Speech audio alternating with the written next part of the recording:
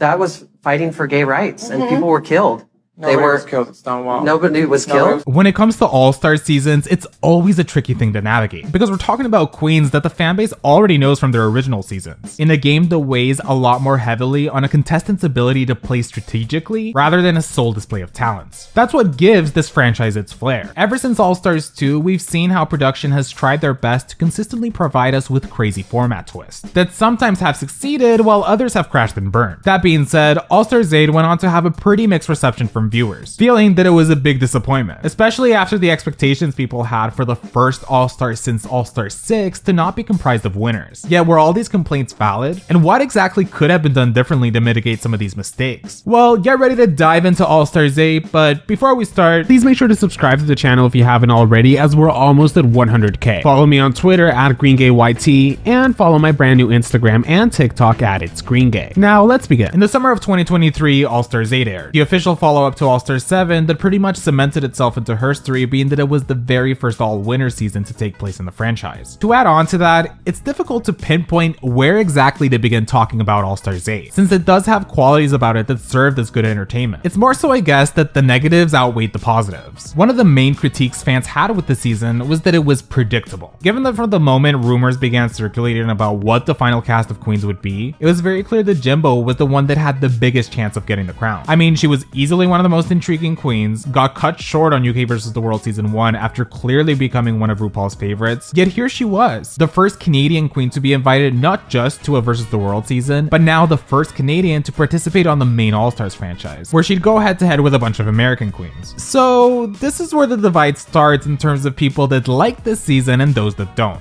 Because personally, I was super excited at the idea of Jimbo competing in a US season, especially since she'd be the odd one out of the whole cast. Plus, there's no denying that Jimbo always had the skill set to take her to the end of the competition. It was just a question of whether she'd be able to survive until the end, or would she once again succumb to being a victim of the game. On the other hand, if Jimbo wasn't your cup of tea, then you had a selection of 11 other queens that would potentially be getting into the Hall of Fame too. Only there was one issue. This cast did not seem promising. Here's why. There was a lot of questions floating around when people first got word of what queens were going to be competing. What stood out was that most of the queens did not have a very good run on their original seasons. A stark contrast to All-Star 6, where yes, there was an initial negative perception when the cast was first announced because it wasn't necessarily filled with frontrunners, yet most of the queens still managed to showcase on their original season that they did have the potential to succeed if given another chance, making for a much more even playing field. Yet when we analyze the cast of All-Stars 8, it comes across that it was originally meant to have the theme be early outs. Since out of the 12 contestants, Naysha Lopez and James Mansfield were the first outs of their original seasons, Kahana Montrese and Monica Beverly Hills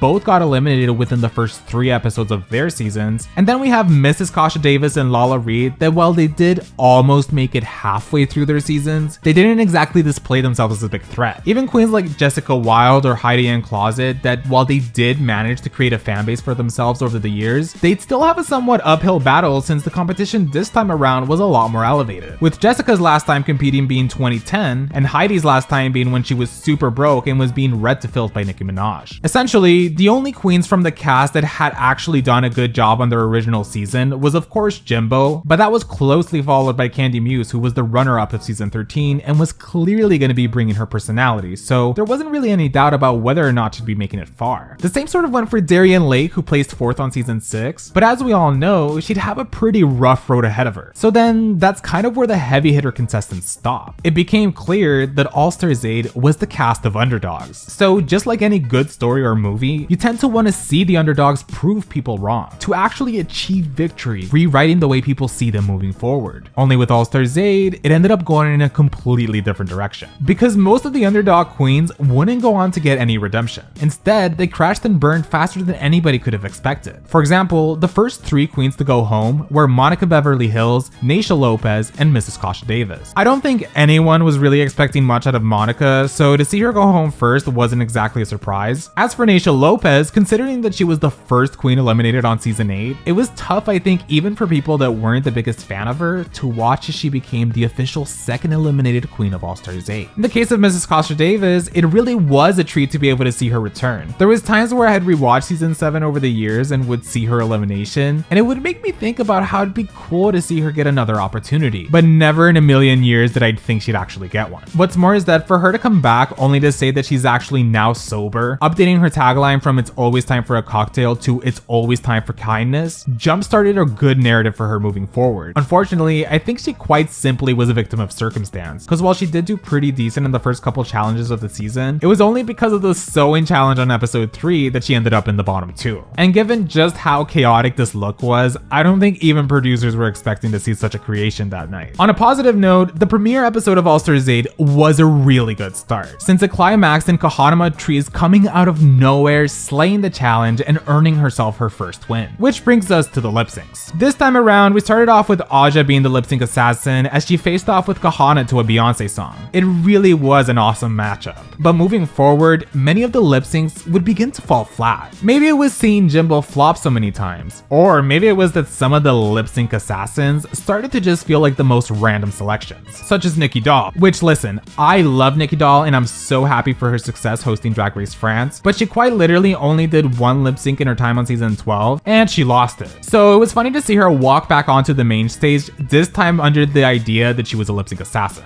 There was also the fact that Jimbo goes on to win 4 out of 11 competitive episodes. Although no matter how hard she tried, she always just looked uncomfortable while trying to lip sync for her life. Listen, when I first watched Canada's Drag Race season 1 and saw the lip sync that she went home on, I just assumed it was because she was wearing a gown and a giant headpiece that she wasn't able to give us much. But then UK vs. the World happened, and not only did she literally trip over Pangina while lip syncing, but she proved the very next episode that she just wasn't a good lip syncer at all. That being said, given that there was about 1 year between UK vs. the World and the filming of All Stars 8, I somehow convinced myself that Jimbo had trained herself in lip syncing so that she could slay her lip syncs this time around. But I quickly realized that this wasn't the case at all. Seeing her perform was as if someone put a wig on a giraffe and then pushed it onto a skating rink. Jimbo just seemed out of her element every single time. Yet I did enjoy the moment where she begins to cry after her lip sync against Jasmine Kennedy, since at this point she had lost a total of 5 lip syncs in front of RuPaul, the first 2 being on UK vs. the World and the latest 3 being on All Stars 8. It brought a question to the forefront, which was whether a queen like Jimbo was still deserving of winning the crown if, even though they're slaying the competition, they can't seem to break through the final task, which under this format is the lip sync assassin matchup. On a more confusing note, James Mansfield was one of the queens that a lot of fans had been bringing up on their wish list, especially out of all the existing first out queens. James had been hustling in her career despite not really getting much out of her run on season 9. Yet even though she did an excellent job with not just being able to last for more than half of the competition and proving that there was a lot of areas within the challenge that she was able to excel in, the downside of her run was that we never really get a moment where James truly gets a full redemption. Like yes, she got some good placements and the judges gave her praise here and there, but what could have been the highlight of her run, which is her Snatch Game performance, got severely overshadowed by Jimbo's Shirley Temple, which honestly was in a league of its own. In a sense, as All Stars 8 was playing out, James Mansfield truly was the only underdog that was getting herself a really good showcase. This was a queen that had gone home first on season 9, but here she was having consistently landed her fair share of times in the top. Despite this, some viewers felt that the rest of the queens continued to view James through the lens of a first out queen. So no matter how much effort she showcased, it never really earned their approval. Which granted, we can't read the queen's mind, but it's always been an interesting theory just because of what transpires in episode 5, where Jessica Wilde and Kahana Montrese are in the bottom 2, and the whole group chooses to eliminate Kahana since they considered it the fair thing to do. But since Heidi and Closet quit that episode, it goes on to be a non-elimination,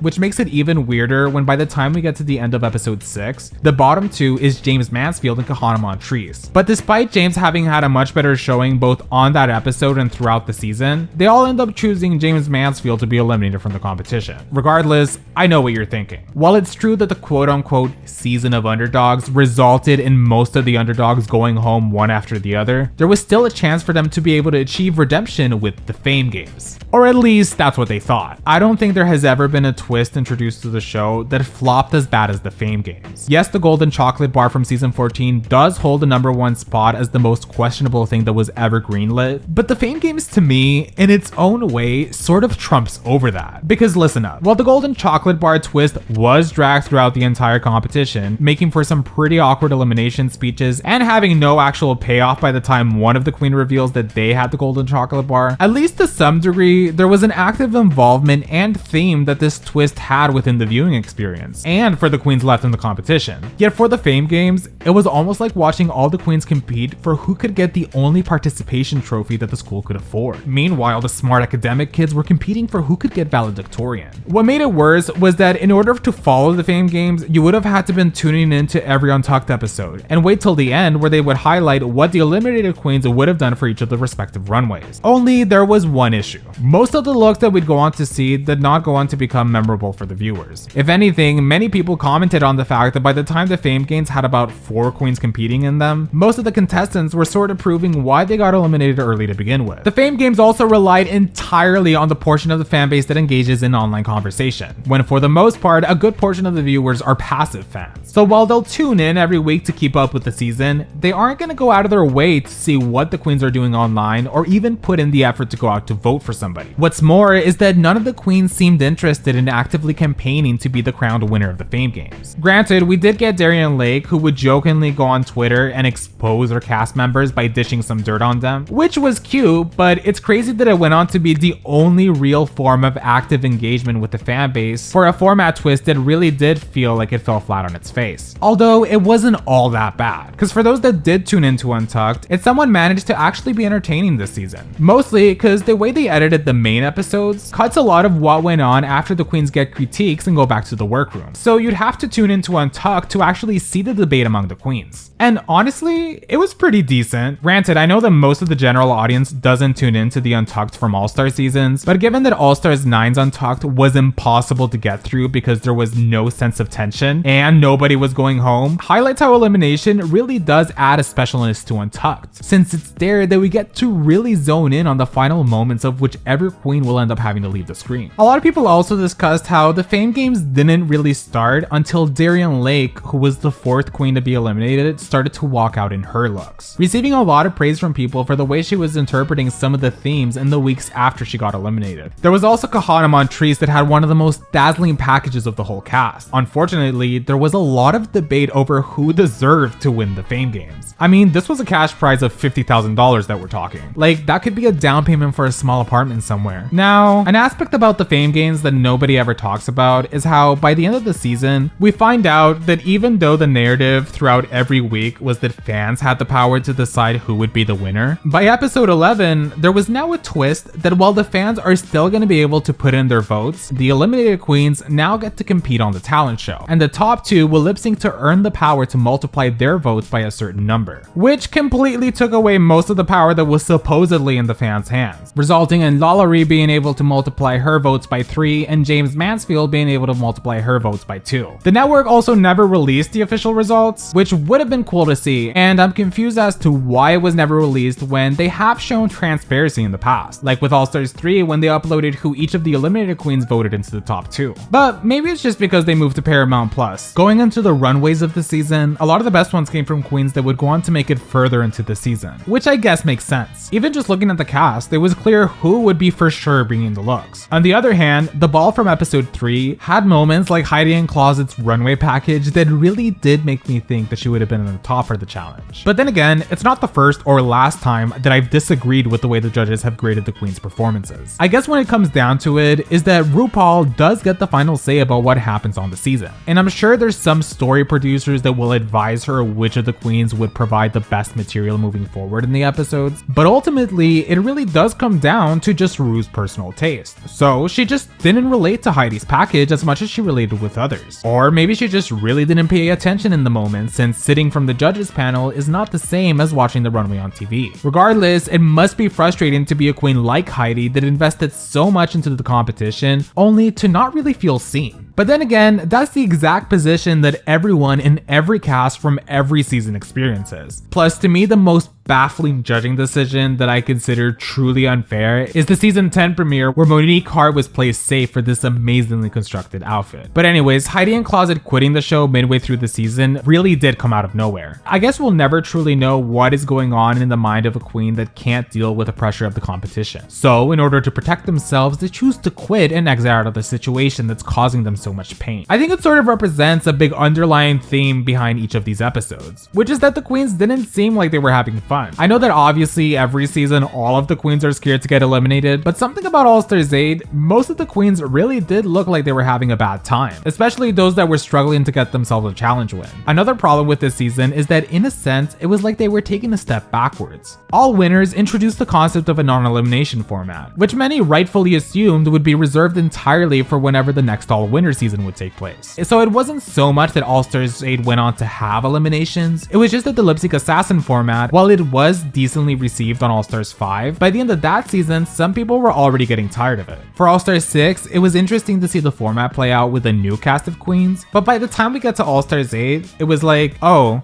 so we're just going back to the lip sync assassin format?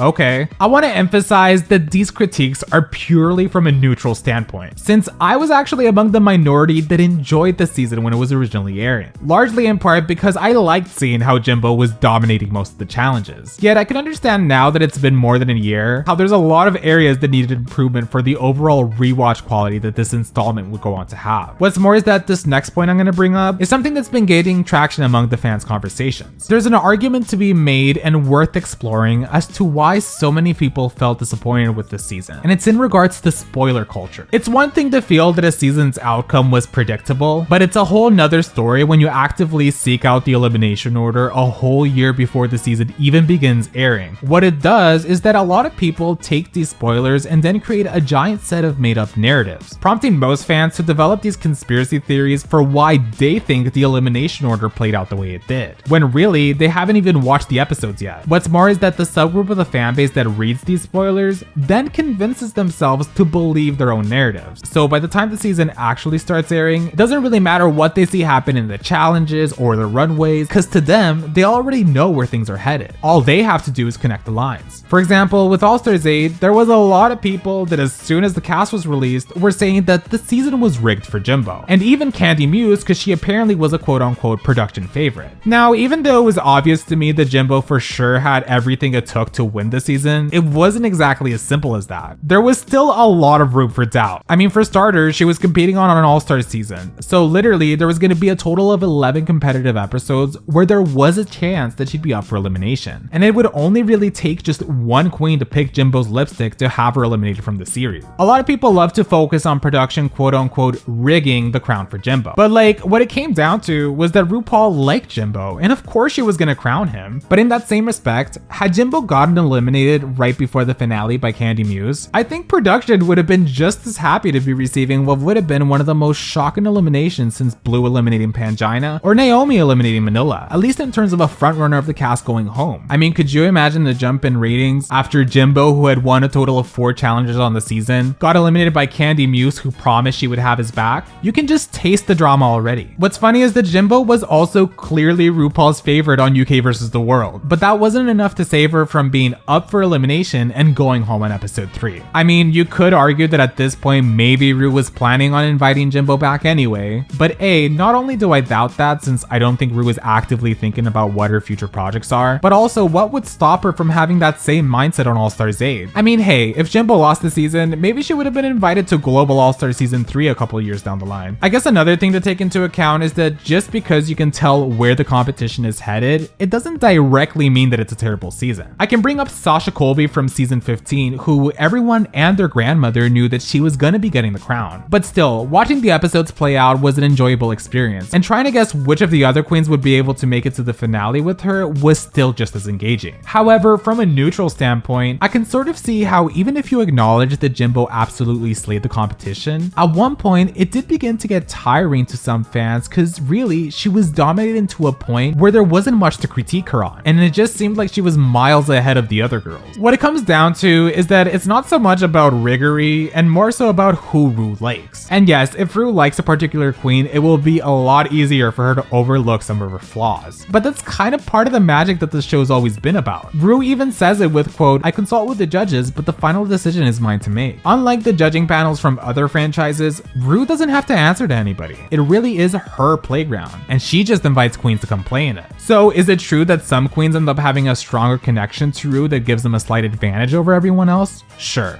But that's just part of the game. It's your job as a contestant to try to gain RuPaul's affection, whether it's through the challenges, runways, or workroom one-on-ones. There's opportunities that are given, and if you just don't connect with her, it's not really a descriptor of your talent level, and more so just a lack of being able to showcase your personality in front of the cameras, or just not being a good fit for the show. That being said, out of all the challenges that we got to see from All Stars 8, I think by a landslide, the best episode was Joan the Rusical. It was really difficult for anyone that watched this to not come out of it with at least one of the queens' verses stuck in your head. Primarily Kandy Muse doing her wire hanger bit, which surprised me that not more of the other queens were fighting to get this role, because it was clearly one that if done right could earn you the challenge win, which is exactly what went on to happen to her. That ties into how in this cast, where the majority of the queens were underdogs, Kandy Muse was able to rise to the occasion because she was probably the least shy person in the room. Unlike the other queens, Kandy never needed redemption, and she went into the game knowing that. She ended up behaving pretty much the exact same way that she did on season 13, which is what she knew everyone wanted. Unfortunately, there wasn't a lot of queens in the cast that were ready to volley with her, probably since most of them really did feel like underdogs. And Kandy is one of the recent runner-ups that's made a pretty big splash in the Drag Race world ever since being introduced. It's for this reason that it's no surprise that the top 3 of the season goes on to be Jimbo, Kandy Muse, and Jessica Wilde. Now, Jessica's trajectory was nothing but beautiful to me, and I bet 90% of the people watching this video would agree. She had an X factor about her that every time she was on screen, you just wanted to root for her to do good, which rightfully so. I mean, this is a queen who last competed on television in the year 2010. So to see her then win episode 3, earning a cash prize of over $30,000 for her work on just one lip sync was redemption enough. So it was like a cherry on top that she'd make it to the top 3 of the season. Regardless, Kandy ends up eliminating Jessica Wilde, making the official top 2 of the season Kandy and Jimbo. I'm gonna say something controversial, and it's that if Jimbo had gotten eliminated either right before the finale or shortly going into it, then maybe the fan consensus would be different. Even me as a big Jimbo fan, I find myself sort of enthralled by the concept of just how devastating it would have been to see the clear frontrunner by a long shot to have to go home. Mind you, I guarantee you that if Kandy had actually chosen Jimbo's lipstick, then there would be people online right now saying the production rigged the season for Kandy. Once we get to the season finale of All Stars 8, each of our top 2 queens get their own original song that was written for them by production, supposedly tailored to each of their personalities. At least that's how they marketed it, because it all just felt like a mess. For starters, Jimbo being given the song I Remember Being Born was like among the top 10 cringiest things that's ever happened, to the point where I really thought that she was about to lose the crown because of how weird the showcase seemed. And it wasn't Jimbo's fault. It was clearly a song that production in their minds must have thought was witty. But really, it just highlighted why Jimbo's mind is so special. And it's because not everyone is able to replicate the same type of humor. And when they do, we get things like this. On the other hand, Kandy's song was slightly better, yet it still wasn't good enough to save the whole concept of its challenge. At this point, if Kandy was gonna win, she was gonna have to be pulling the craziest stunts if it meant Ru was suddenly going to see her as the more impressive queen. Yet she never had that moment. And in a sense, it's during the week prior when she decided not to eliminate Jimbo that she decided her fate in the competition.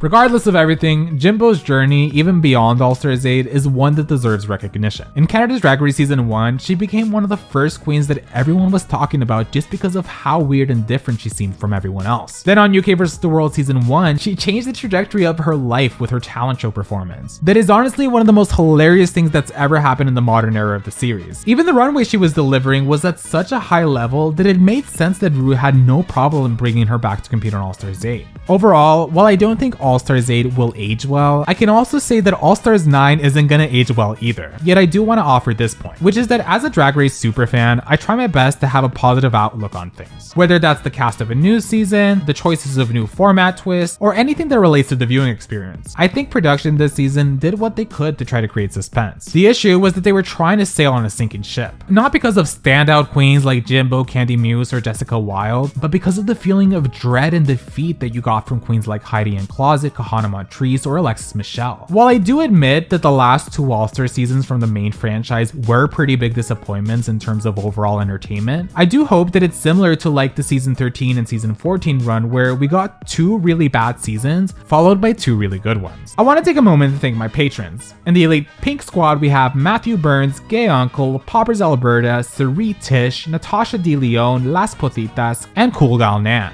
In the Green Squad, we have Azure, Cayman Rider Furry, Edgar Allan Pup, The Only Sean, IJS, Not a Punch, But a Keek, Jack Beck, Aaron W, Captain Chaos, Bashir with the good beard, Galeria Gomez, Dea, Sarah G, Scarlet Rose, Boiled Peanut, Kimberly Marin, Max Whale, and last but not least, Olivia Marr. If you'd like to see your name on the screen, you can support me on Patreon. The link will be in the description. Thank you so much for watching this video. Please make sure to subscribe to the channel as we're almost at 100k. I can't even believe it. We're at 94,000 right now, so let's get there, guys. Please comment below and reply to people's comments to help me out with the algorithm, and I'll see you guys next time.